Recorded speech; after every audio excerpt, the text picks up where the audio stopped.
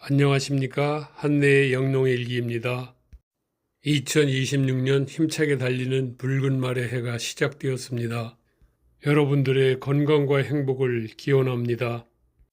작년 말 주문한 산유기가 1월 1일 도착하였습니다. 핵과류 수집병을 완화시켜줄 조피 박사도 1월 2일 도착하였습니다. 늘 하는 얘기긴 하지만 오늘도 부모님 산소를 찾아 경건하게 절을 올렸습니다. 1월 3일 조경수 농장을 찾았습니다. 작년에 힘차게 자라준 조경수들이 아주 건강한 모습으로 혹독한 겨울을 지내고 있습니다. 작년 겨울에는 폭설로 인해 많은 피해가 있었지만 1년간 이를 잘 극복하고 멋진 모습으로 성장해주고 더없이 고마운 상황입니다. 저도 나름대로 최선을 다하여 병충해와 물관리를 한 덕분에 나무들이 멋진 모습으로 성장할 수 있었습니다. 물론 일부 종목에서 피해가 있기는 했지만 그래도 그렇게 큰 피해는 아니어서 여간 다행스러운 일이 아닐 수 없습니다. 겨울이 되어 색깔이 약간 좀 칙칙해지긴 했지만 그래도 여전히 아름다운 모습입니다. 작년과 달리 올겨울은 약간의 가뭄이 있기는 하지만 그래도 잘 극복할 수 있으리라 예상해 봅니다. 문제는 지금 1월이 아니라 2월에 고남풍이 심하게 불 때 영향을 크게 미칠 수 있다는 사실에 유념하고 있습니다. 문제는 겨울에 소홍수관이 얼어버려서 물을 공급할 수 있는 방법이 없는 게 걱정이 되기는 합니다. 작년에도 리틀 자이언트는 약간의 피해가 있었습니다. 애손주가 돌이 가까우면서 이제 뭘 잡고 일어서서 발을 구르는 모습입니다. 먹성도 좋아 무엇이든지 아주 잘 먹고 있어서 여간 다행이 아닙니다. 늘 건강한 모습으로 잘 커주고 있으니 고마울 뿐입니다. 돌을 앞두고 딸 부부와 애손주가 함께 돌 기념사진을 촬영하였습니다. 아주 예쁜 모습입니다. 이 고향 출신인 청록파 박두진 선생의 묘소를 찾기 위해 비봉산에 올라 안성 시내를 바라보았습니다. 비봉산엔 태어나서 처음으로 올라보았습니다.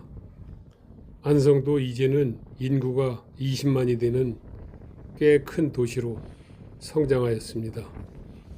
역시 지방임에도 불구하고 많은 아파트들이 보이고 있습니다.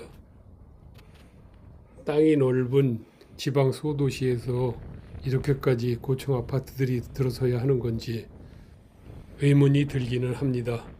드디어 박두진 선생의 묘소에 도착했습니다. 이 부분은 따로 정리하도록 하겠습니다. 1월 28일 애손주의 돌잔치 날입니다. 본가댁 식구들과 저희 애가족 식구들이 함께 했습니다. 저희야 가까운 곳에 살고 있지만 시댁은 강원도 동해여서 수원까지 자주 올라오기는 힘든 상황입니다.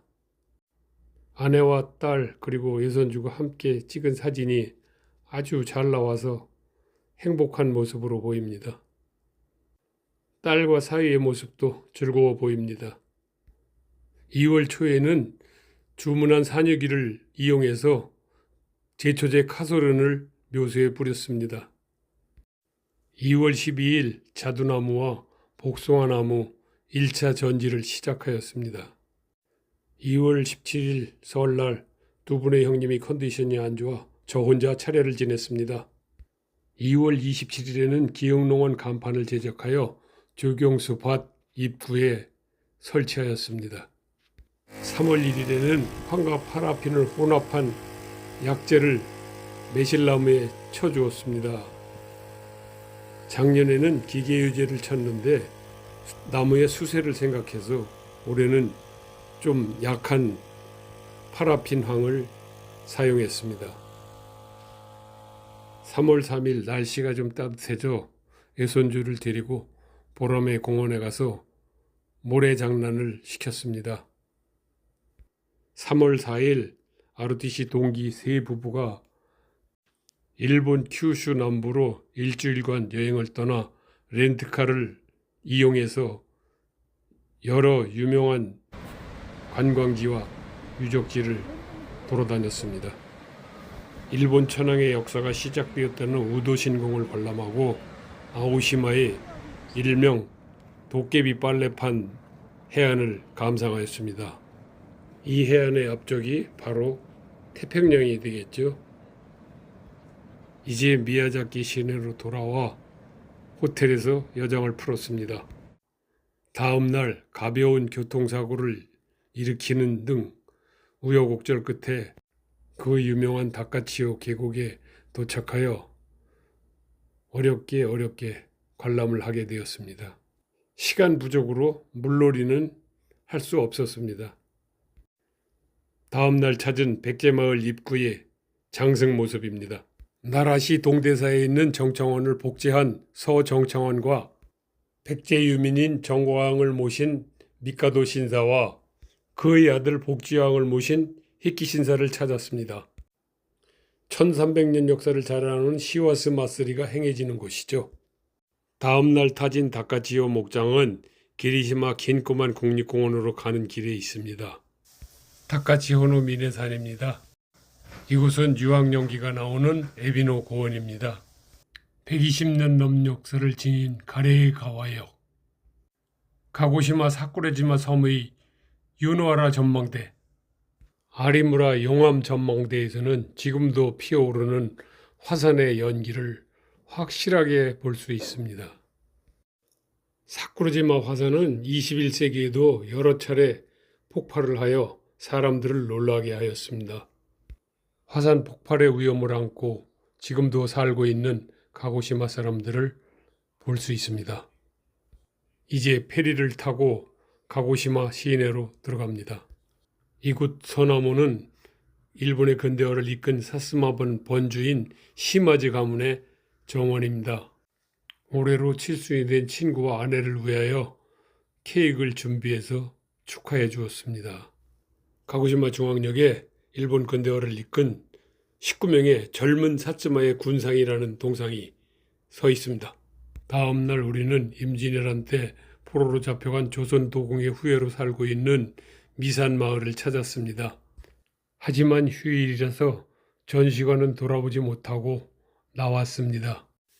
대신 포로로 잡힌 조선 도공들이 단군에게 제사를 지냈다는 옥산궁, 즉 옥산 시사를 찾았습니다.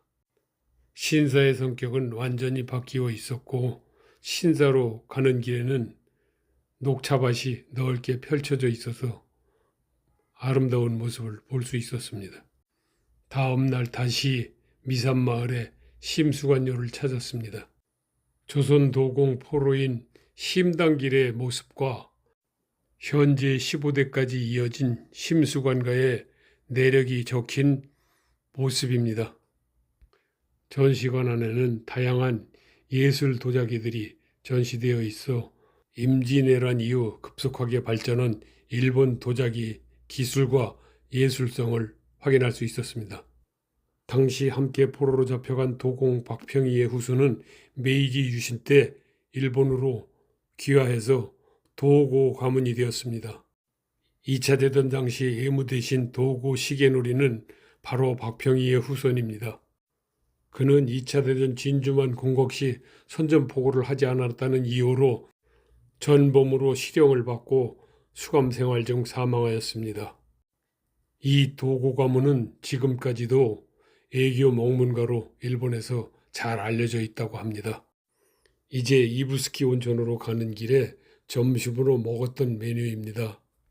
식사 후 잠시 조격을 하고 출발했는데 한참 가다 일행 중 한 명이 스마트폰을 놓고 온 사실을 알게 되어 이부스키 대신에 이케다 호수를 찾았습니다. 다행히 한국 젊은이의 도움으로 스마트폰은 바로 찾을 수 있었습니다. 가고시마 시로야마 공원에서 본 사쿠라지마의 모습입니다. 이 모습은 둘째 날 있었던 가벼운 교통사고를 처리하는 모습입니다. 경찰에 신고하느라 또 구조를 받느라 시간은 많이 허비되었지만 차는 손상되지 않았고 구조 비용은 전액 보험으로 처리되었습니다. 일본은 도로가 좁아서 운전 시 특히 조심해야 합니다. 여행을 마치고 돌아와 이제 농사 준비에 여념이 없습니다. 개분태비 50%를 준비하여 농사지을 밭에 뿌리고 잘 섞어줍니다. 걱정한 대로 2월의 건한풍이 조경수를 엉망으로 만들어 놓았습니다. 잘 보이지 않던 죽은 나무들이 시간이 지나자 눈에 확 들어옵니다. 10월 26일 단호박씨 2,000개를 트레이에 파종하였습니다. 5일 전 피기 시작한 매화꽃이 3월 26일 만개하였습니다.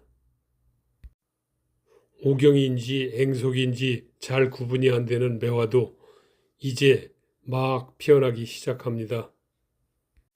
3월 28일에는 추가로 개분태비를 구입하고 석회고토 20호를 밭에 갖다 놓았습니다. 토양검사 결과를 바탕으로 땅심을 높여 단호박을 여기에 심을 예정으로 있습니다. 본가 아랫집에 살던 나이 많은 조카가 수십 년 동안 그냥 지어 먹던 곳인데 조카도 나이가 많으니까 더 이상 농사를 지을 수 없다고 하여 부득이 제가 이 땅을 단호박을 심기로 결정을 하였으나 걱정이 됩니다. 이상 1, 4분기 영농일기를 마칩니다.